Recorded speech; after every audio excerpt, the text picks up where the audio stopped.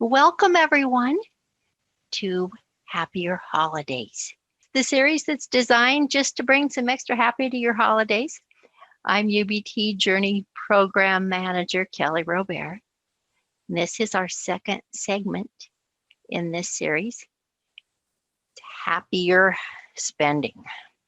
Wouldn't we all like to have happier spending, or at least not so much in our spending? So Caitlin Moore, Financial Literacy Manager at UBT, is here to talk about maybe some budgeting tips, ways to plan ahead, and just take some of the sting out of that holiday spending.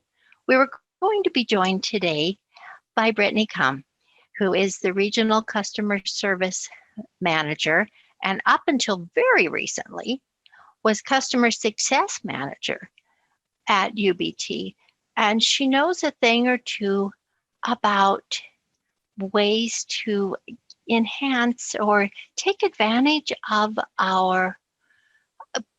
some of our digital controls and other resources. So she was going to talk about that. She ran into a snag in her very, very full schedule and may not be able to join us. Not to worry, Caitlin has her presentation as well. I never worry if Caitlin's on board. Yeah, it's all going to work out. So it is my great pleasure to introduce to you Caitlin Moore, Financial Literacy Manager at UBT. Take it away, Caitlin. Well, hello, everyone. Like Kelly said, I'm Caitlin Moore. I'm the Financial Literacy Manager. And though I'm on all of these Tuesday webinars that Kelly puts on for the Journey program, my real job, I do support Kelly in a lot of what she does, but my real job is to teach financial literacy to the public. It's an outreach service that we have at UBT. So I'm really passionate about the basics of money, basically, our foundations in financial literacy. And one of the things I'm very passionate about is just looking ahead and proactively planning for expenses. So we're not going to go through the budget. We're not going to do all that type of stuff. This is just a little piece of the pie to talk about holidays, holiday savings, how to spend our money. And then for Brittany's presentation, it was a lot of how to keep ourselves safe, our money safe during the holidays. So I'm excited to be able to do that. I've learned a couple of things along the way. Having not had a background in banking, it's interesting to see kind of the customer support side of things, which I'll be presenting to you today. So without further ado, let's talk holiday savings. I'm going to start with just talking about holiday stress. And according to the American Psychological Association, 69% of people are stressed due to lack of money during the holidays. I think in the last couple of years, as we've experienced COVID and just a financial crunch, I think everyone has experienced that across the board. It is stressful. Not only is it stressful because we're walking into holidays saying, can I see my family? Will people get sick? More last year than this year even, but just the money aspect of it. Well, 51% feel stressed because of obligations to give gifts. I was at a high school today teaching a high school class, and I hear this a lot from younger folks that if their friends give them gifts, they feel obligated to give gifts back. I think we've all learned in the past couple of years what our financial situations are. Regardless of where you're at financially, we know where we stand now. I think that people have become a lot more sentimental givers. And we're going to talk about that as some gift ideas. We talked about it a little bit last week, but to give a gift that means more to someone, even if it's small. So going along with the stress, 1/3 of Americans feel they need to spend more on gifts than they can afford. I think this kind of goes hand in hand with the obligatory gifts also, to spend more on a gift, maybe because you received a gift of a certain price range and you feel like you need to give that back. And that can be stressful depending on our budgets. 20% of people know they will likely pay a bill late, such as their utilities or mortgage due to holiday shopping. One of the ways that we can talk about with putting together a way to shop or to give gifts within a budget is the following. And I'm just going to kind of breeze over this. I thought this was such a good idea. And if you were with us last year, I presented on the same thing. And the more I've talked about it throughout the year, the more it makes sense to me, because we have learned the importance of family and friends, and we've learned the importance of time and the value of time that we get to spend with people, because COVID took it away from us. And now that we're kind of getting back in the groove of things, I think for a lot of people, the tangible gifts are becoming less and less important versus the importance of time. And I think that that's just a lovely thought for the season. So let's talk about budgeting for gifts with a little bit of strategy behind it. So the first step is to take 10 minutes and list everyone you want to shop for. Don't exclude people, just put everybody that in an ideal world that you would love to shop for. If your list has more than 5 people outside of your immediate family, cut that list back. So it's really prioritizing, okay, we have family here, immediate family, maybe cousins, we're growing our circle, our family circle. And then we have people outside of that circle. Now, I will say, I understand that sometimes friends are your immediate family. So this is up to you to prioritize who's kind of in that inner circle.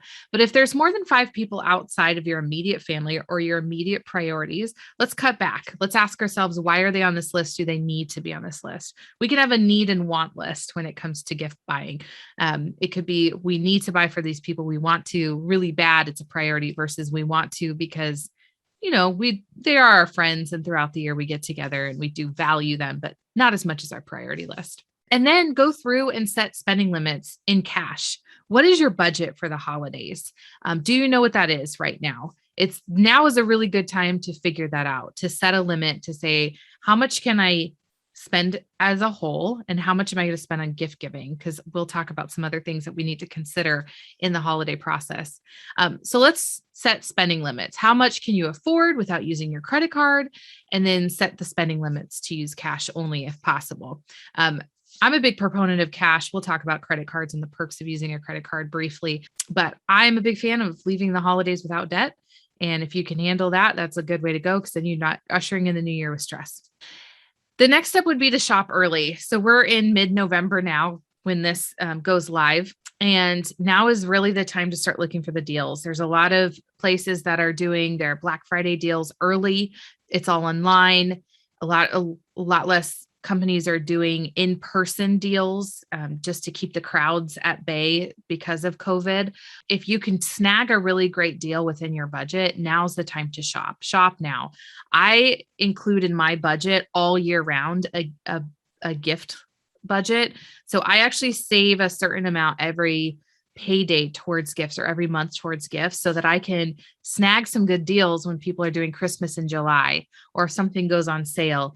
I try to do that. And I have one drawer in my dresser. Actually, it's the extra dresser I have that's designated gifts. So as I buy things, I throw it into that drawer. Maybe I'll put a sticky note on there to say who it's for.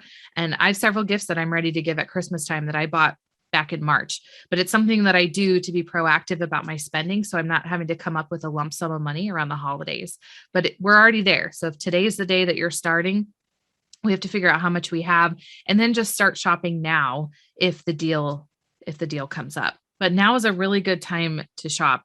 I have learned that September and October are really bad months to buy big purchases, such as electronics, because in November, it flip-flops and becomes a really good deal. So there's usually not significant sales during the month of September and especially October, because most stores know that they're going to go on sale in November. So we're in November, start shopping. Now's the time. Ready, set, go.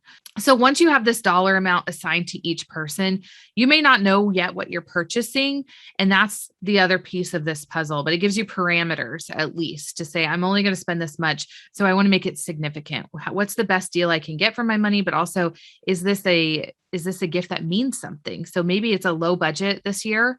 Maybe you just lower the budget, the threshold on purpose, just because you're going to choose to say, I'm going to buy a significant gift for less money. I want it to mean something, but I want to do this for less money. There's nothing wrong with that. I think that's a very special way of giving. One thing to go back to this list, who are you shopping for? Are you hosting? So we have this budget. We need to consider, are you hosting an event this year? There's many things that go into hosting. How many events? How many times are people coming over? What do you need? Do you need food, decor, goodies? So I always think of how my parents or my grandparents would have, candy dishes throughout the house or something like that. There's extra goodies, maybe an extra white elephant gift, something like that. So gifts, are you hosting a Christmas party or a holiday party that includes gifts? There's all those things that go into that one night of hosting. So factor all of those things into your budget. And then are you attending events or house holiday parties? How many? Is there gifts required? Do you need different clothes? We think of our kids when they're young, we get them one holiday outfit and they wear it to everything. They wear it to the church event and they wear it to, the holiday parties and on Christmas Day, all those things. But as adults, we don't really want to do that. So do we need to buy extra clothes? So that is something to factor into our budget. So all of these things, I'm bringing them up so that you can think about them as we think about our budget for the holidays. Like I said, I'm a big fan of using cash because it puts parameters around our spending and limits what we spend. But also, I do want to talk about credit cards. If you are using credit cards, which is not a bad thing, especially if you have the cash. So we have a budget, we have the cash. If we use our credit cards, use them for the perks. Do you have a credit card? And this kind of goes throughout the year with spending. Do you have a credit card that's you're earning rewards and perks that are going to help you? If you're not a traveler and you get airline miles that you're never using, that's not a good credit card for you. There are credit cards out there that give you cash back or the airline miles or points. So you could purchase other things like gift cards, things that will be in your benefit. So find a card that is going to benefit you in the long run and then pay it off. So if you have the cash, you have a budget for the holidays, you spend everything on a credit card and pay it off. Not only are you avoiding the interest, but you're also earning the perks along the way. So go for it. Use that wisely. Just make sure you're checking into the annual fees. Maybe your perks will exceed the annual fees. Look at the APR, especially if you're not going to pay this off on a month, each month, to avoid the percentage rate. But just look at what that is because it may not be a good value versus the perks. A lot of folks right now, I say folks, I mean, companies are offering transfer balance fees. They'll cancel those out or different APR rates for the first 6 months. This is a really good time of year to get a credit card. ubt.com/credit cards. We have credit cards. We look at our perks, see if it's going to work for you. It's a great way, especially banking with us, to you can keep track of everything in one place. So that's a great way to do it. But if you're going to use a credit card, pay it off. Stick with a budget still. Just because your credit card allows you to spend more doesn't mean you have to. Pay it off, earn the perks, use those perks in your favor next year as we go into a different year and a different season of shopping. So moving on to some tips and tricks when it comes to gift buying. And I love that idea of personalizing a gift or an experience. So keep it small and thoughtful. Make it practical. Practical gifts are lovely because it's not just something that's going to hang on a shelf. It's something the person can use and remember that you gave it to them. So again, it's the personalizing, but also practical. Avoid impulse shopping. I have a 24-hour rule. I stress this in my own program. If you are going to buy something big, which you get to set the price for what is big. Some people that's $100, some people that's $1,000. Whatever big purchases mean to you, wait 24 hours prior to purchasing that. The great thing about marketing is it gets our endorphins flowing, and we think this is a really good idea to do right now. But we end up costing ourselves money, whether it's in interest rates or the sale is tomorrow. So know your store sales, know when they flip over, check sales, check ads prior to shopping. Right now, a lot of the Black Friday sales, you can go online and look at them, the ads, so you know exactly who's going to have what and for what price. So it may take a little bit of homework, but it's worth the ask if it's a significant amount of money. And also, if you're budgeting for the folks that you're buying for and you're setting parameters, you can get more for your money if you will wait the 24 hours. Psychologically, if we can let those endorphins cool down, we can think more rationally about, will this go on sale? Can I get it less expensive somewhere else? Do I really want to buy this for the person? Do they really need it? Is this practical? Is it thoughtful? So give yourself a chance to get excited about it, but also to think about it before the purchase. And then use online coupon codes. I am one of those people that if I am in a store, say a clothing store, I've got all the items I want to purchase. I'm standing up by the register on my phone, Googling coupon codes or looking through my emails of ads that may have been sent to me that might have a coupon. I'm a big fan of doing that. I don't look at them all the time. I don't shop because there is a sale. I tend to shop when I need something and then I look for a sale, kind of the reverse. So I am known to just stand there and look through the coupon codes. All you have to do is just Google coupon code for blank store and see if the date on these coupon codes are still viable for your purchase today.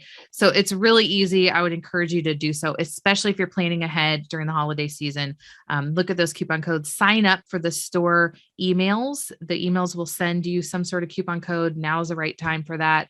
A lot of them, even for signing up for the first time, you may get an extra 20% off your next purchase. And you could use it for the next 60, 90 days. So it's worth just looking at that and plugging in your email address to get those coupon codes. Just some other things to consider before we close this part of this webinar out. Travel. Are you traveling for the holidays? Gas is really high right now. Are you flying? Prices may be going up a little bit just because of gas, things like that. Are you taking goodies to a party? Do you need to take treats? Do you need to take something? Are you hosting? Do you need to buy some decorations, put up your Christmas lights, things like that? Any events that may be taking place that you might have to attend that might cost money, like a holiday play, a school event. Maybe there's something at the Lead Center that you want to go watch for the holidays. That's something to consider in your budget. And then charitable donations, big fan of that year-end giving. It's super important this time of year to help out your local charity, nonprofit that you're pretty passionate about, because all of them are trying to help other folks during the holiday season. So consider that in your budget. And then finally, just a reminder, create a budget prior to the holiday purchases. Pay your bills first, prioritize your gift list, avoid credit cards if you can. Don't do the cash advances or loans when it comes to purchasing gifts. Definitely try to, if you're going to use a credit card, use the perks that are going to work in your favor in the long run. So we're going to move on to kind of how to keep yourself safe during the holidays, but she's coming from the customer support standpoint. So the behind the scenes at UBT, how do folks keep their money safe, their debit and credit cards safe? And there's a lot of helpful hints and tips in this presentation. So just best practices. Let's start with that. Travel notes. You can call the bank, or I'm going to teach you how to do this on UBT Go, on your app, on your phone, or online. You're able to tell the bank, I'm traveling. And this is super important because if we see transactions that are suddenly rare for you, or they've never happened before, we actually might just kind of lock your account for security purposes until you call in. So you don't want to be stuck somewhere that you don't have access to your money. So it's just a quick phone call to us, or a quick settings on your UBT Go on your account that is real easy to find and real easy to turn on and off in real time. So if you go into your app and you do this, which I'll show you, it takes effect in real time. And one of the tips that Brittany had is even if say you're going to New York, but you have a layover in Atlanta, you're going to want to give the bank the parameters, the states in which you're going to be traveling to. So you might just have a quick stop at the airport and grab some lunch, but we don't want to block your debit card or see that as a fraud if you're going to be there. So if you just let us know, then we can get that going and we won't lock the account for any reason.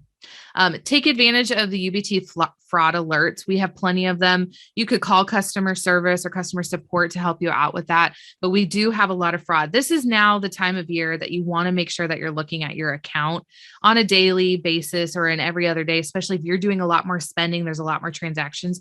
You want to make sure that all of your transactions are ones that you've made, but utilize debit card controls, especially if you misplace your debit card. So if you have misplaced or have lost it completely, you can turn off your debit card on your app, on your UBT Go app. It's really easy. And then if you find it, you could turn it right back on. So utilizing that in real time is going to be really good to keep your money safe.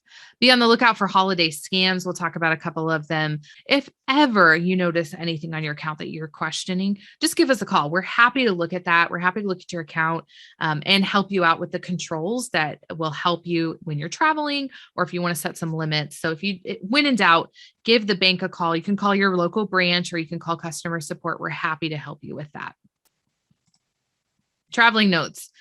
Really what we need to know as the bank, where you're going, when you'll be there and when you're coming home, and who the owners of the account, if they're traveling, if it's a debit or a credit card. So when you put notes on the account, if you're doing it yourself, we really want to know where, when, who. So are you going out of the country or just out of the state? What states are you traveling to? And don't forget those layover states. When, just give us a start and end date, and then all the account owners involved in this credit or debit card. That's just going to be helpful to us in case there was fraud, that we can make sure that the right account owners are being alerted. So those are the main things that even if you call in to let the bank know that I'm traveling, I just want to make sure that my card is safe during this, we're going to ask you those 3 questions: where, when, and who. If you are going to go on your desktop browser, here's what it looks like. So you've logged into your account there. And up in the corner, you'll see profile up in the top right corner. You click on that and then you go to messages.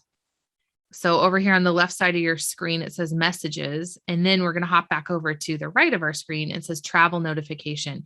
You're actually able to type that in and give us the information. And what this communicates to UBT is if we flag this for any sort of fraud, we can go into your notes and say, oh, Brittany was traveling to Maine this year. She stopped in Atlanta on her layover. Okay, this makes sense because it's in here. We do have a Atlanta charge, and they'll let that go by. So it's really good for you just to let us know where you're going to be, because we will flag it for any fraud that might be happening. Real easy: profile, messages, travel notification. And again, you can just call into the bank and we will help you out with that if you need some help. The next one is debit card controls. You have the ability to block or unblock your debit card on the website, which, like I said, if you've lost it or you think you lost it, you can turn it off so that no one can use it. And then if you find it, you turn it back on. The controls for that are real easy. It's going to be in some upcoming slides.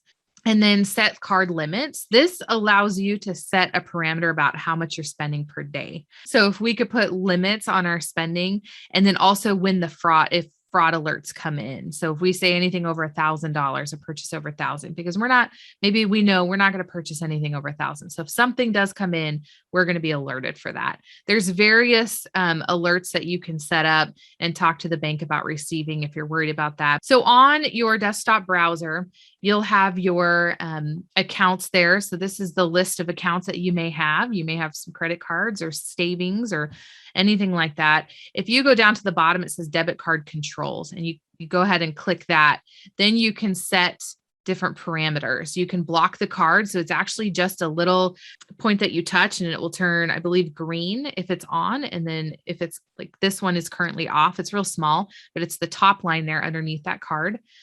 So you can turn that on and off. You can set card limits, set alerts, and report a lost or stolen card. So the second you realize your card is lost or stolen, and you're pretty sure you're not going to find it, maybe like for me, if I switch purses, sometimes I misplace a few things. If it's not that case, if you know, I probably lost it in the mall when I was shopping, let us know as soon as you can. Banks have limits for how many days they can really fight the fraud. For UBT, it's about 60 days. If you let us know within 60 days, it's a lot easier for us to deal with the fraud on our end. But as soon as you know, it's very important that you let us. So you can pick the card that you're utilizing. So if you have 2 debit cards or a credit card, you'll be able to tell us which card it is. And over here on the right side of your screen where you see that UBT card for customer, John C. customer here, there's an arrow to the right of that. So John C. customer has multiple cards with us, so he can choose the one that he's alerting us on or setting limits to, things like that. So we make it pretty easy to utilize. Again, give us a call if you have questions about it. Setting card limits, just want to point this out to you. There's various types here. So when you go into that, that preference on UBT, on your desktop web browser, you're going to have some options here. And this is on the left side of our screen. So we can block international transactions. You can do that at any time. But go ahead and just click the little button here. It will turn green, and then you will know that that is on. You can set regional limits. So again, this is one of those that if you're traveling, just to let us know, even if it's just a really vague region that you're traveling to, that's helpful for us to know if we see if we get the fraud alerts on our end to go into the notes and see that you're just traveling. You can block different types of merchants, different charges that you may be seeing. You can just say, nope, I don't want this type. This would be good for like a Netflix type thing if it's reoccurring. Now, reoccurring transactions such as Netflix or your cable bill, you're going to have to take that also to the company. So you have to call Netflix in order to get that stopped if it's not working on your account settings with them. But for us, you can still block a merchant if you need to. You can block transactional types. And let me see what that specifically means here. So this is more common to block the type of transaction that's coming in.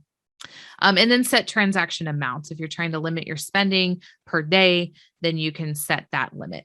Let me see here. If we say, the middle box up here is the block merchant type. So it says department stores, entertainment, gas stations, groceries, household, personal care, restaurants, travel. So you have a wider range of types of merchants that you can actually block from being charged from.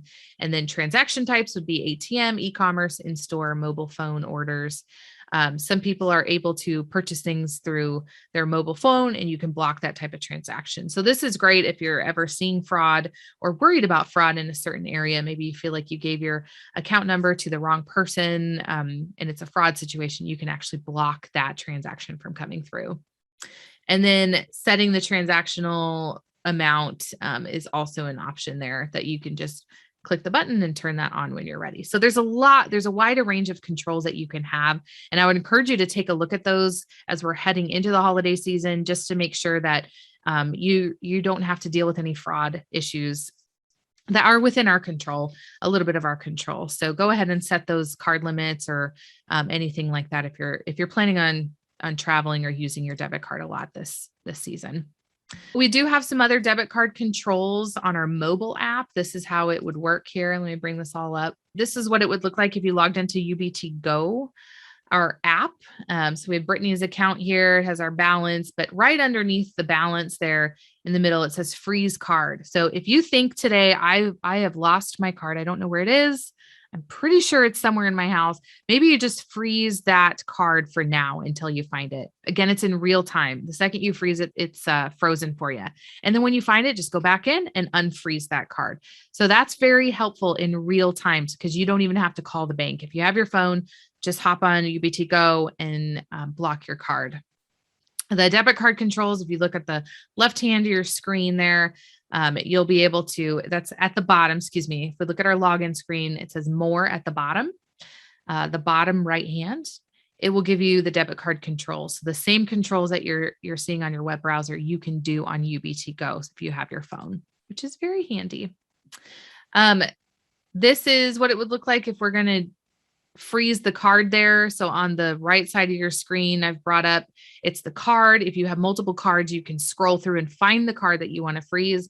And then that wintry snowflake there, you would just drag it on over and it would freeze the card for you. So real easy. We make this as user-friendly as possible. But again, if you need some help with it, feel free to call the bank. We are more than happy to help you with that. Some ways to avoid some credit card fraud this season. Keep your credit cards safe. Just keep them safe. Know where they are. If you're not going to utilize one of them, you want to put it away, lock it away in a safe place. When I travel, I don't take any of the cards that I know I'm not going to use. So I might take my debit card and one of my credit cards. Don't allow websites to remember your card. So if you are a frequent flyer on a website, a lot of times when you check out, it'll say, do you want to save this card number for future transactions? And if you even do that on your web browser, a lot of times it will filter in on other websites on your behalf. We would encourage you not to do that. Do not let the internet save your credit card information. but I would encourage you just to say, no, not this time. It's usually not this time is the prompt to not save your credit card number on a website. Be wary when shopping online. If you're getting emails that say, we have this deal, click on this website, avoid that. That is likely a scam. A lot of times it's a scam. Just go straight to the website. So if you get an email from a big box store saying, we're having our Black Friday deals 2 weeks early, click on the link below, you may just want to go directly to that big box store website. A lot of fraud emails are coming out this time of year. The text message is also with the website in it. Just be very careful. If you are on your computer, on your web browser, and you're looking at an email that has a website with it, you can just take your mouse and hover over the website. Just don't click it, just hover it over. And there should be a pop-up that actually shows the real website.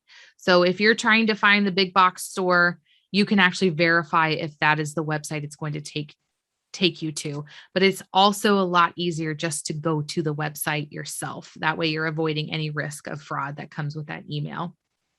Report lost or stolen cards immediately. This is super important. But if you don't get there and there are some fraud charges because of a lost or stolen card, just give us a call within 60 days. The sooner, the better. It's a lot easier for us to deal with the fraud if you do it sooner. But just give us a call and we'll take it from there. And then review your monthly bill on a regular basis. Review your transactions weekly or monthly. During the holiday season, do it a lot more frequently, especially if you're swiping your card a lot more. There's a huge fraud out there with Amazon, and it's not Amazon itself, it's the merchants of Amazon, that if somebody gets a hold of your card number, they'll charge you a little bit at a time, maybe a $2.50 transaction or a $7, very small, because they're trying to see if you'll notice. You won't notice necessarily $2 coming out of your account. You'll notice 200. And so they do enough of these little transactions until they know Caitlin's not looking. She's not reporting this. And then they're going to slam you with a big charge. This is a common occurrence with websites, especially big websites like Amazon, where there's thousands and thousands of merchants within the Amazon. So Amazon is great. Just be careful when you're buying from places like that you're keeping an eye, because on my account, it just says Amazon purchase. You don't necessarily know the merchant. And so you need to make sure that you're lining up these charges with what you're actually purchasing. So if you're a frequent flyer on a big store like Amazon, a lot of purchases coming and going, just line them up on your account. And if there's any unusual purchase that you see, give the bank a call and we can help you with that. One of the things that came up on if you didn't see it on the bottom of this screen is the bar that you would see at the top of your web browser. And you want to make sure you're using a legitimate website, which will always start with HTTPS. That indicates a legitimate website. So for ubt.com even, we want to make sure that when you put in ubt.com, that this is the website that comes up. And this goes for any website. This is how we know that it's legitimate and not fraud. So if you're hovering over that email website that you got in your email because it's a good deal and it doesn't have that, just make sure that you don't click on it. Secured websites. Also, if you move to the right of this green bar at the bottom here, we have what looks like a padlock, a key lock. It's we have a red square around it. This shows it's a secured website. So your information stays within that website. So those are good websites to use when purchasing anything, but just know ubt.com. It's very secure when you're using our website, but give us a call if you need help navigating through this. So some of the fraud that we see often during the holiday season are mobile scams. So over the phone, charity scams, and police FBI scams. And really a quick rundown of these. The mobile deposit scam. If you're provided with a check to electronically deposit, so on UBT Go, you can have a check in hand, take your phone, take a picture of it, and it deposits it into your account. The scam is when somebody sends you a check for larger than the amount that they should have given you, and they're asking for a return. So if they need to pay you $100, but they sent you $500, the fraud is when they say, I'm sending you a $500 check, deposit it, and then send me back the $400. Well, the problem with this is by the time that check actually clears and goes into your account in maybe a couple days. We're not going from account to account. We're going from a bank to a bank. So by the time that clears, it's going to be rejected. But the person who's asking for this money back, you've already paid them. So they're going to tell you, deposit this $500 today and then send me $400 right away. I need it back. And so you've sent this $400, their return, back to them before that check has cleared your account, which it will not clear. So then you're out $400. This is a very common scam, especially when you purchase things online, like say from Facebook Marketplace. This is a very common scam, not just during the holidays, but even more during the holidays. So just be aware that you should never accept a check for more than you should be receiving. And if anybody asks you to send money back immediately, that's a part of the scam. So just reject that. A charity scam, a caller claims, so somebody's going to call you and claim to be associated with a charity or nonprofit and ask for a donation. They request personal and account information. So anytime anybody's asking you for your online credentials or your account information, it's likely a scam. This would not happen this way. If somebody does call and say they're from a charity that you just love and you want to give to, go ahead and hang up and call that charity back with the number that you can find that you may have. Call them back and say, I do want to give a donation. I got a call. Was that you? Don't let this deter you from donating during this season, but just make sure you're donating to the right place. The same type of call goes for the police FBI scam. You may receive a call or an email stating that a person that you know is in trouble and you need to pay a ticket or a fine. So we have no idea who's on the other line. They're just saying so-and-so is in trouble. This may be a niece, nephew, child of yours, a grandkid. And they're saying, if you don't pay this fine, this person's going to jail. This happens a lot when people post vacation pictures on their social media while they're still on vacation. But call your local police force because they will likely know if this is a scam or not. Call us at the bank. We are in contact, UBT is in contact with LPD. Just know that police, FBI, they will not ask for money over the phone. They will never take money over the phone. And when in doubt, just hang up and call them back. Call back the police force that have called you. Don't get the money from the call. Don't get the number from the caller. Simply Google the phone number to which they said they were. So you can easily avoid that scam by just hanging up and calling back with the number that you find.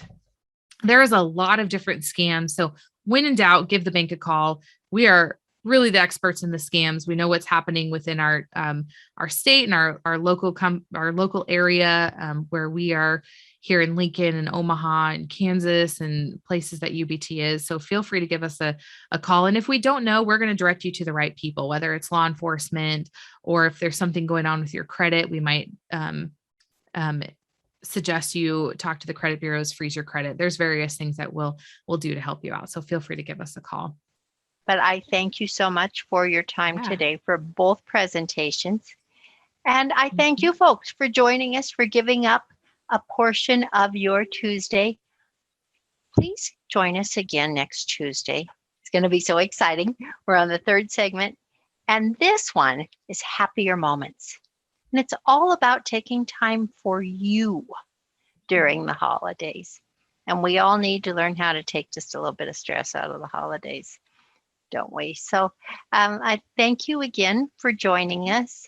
Give us just a moment to get everything ready, and you'll be able to see this segment online.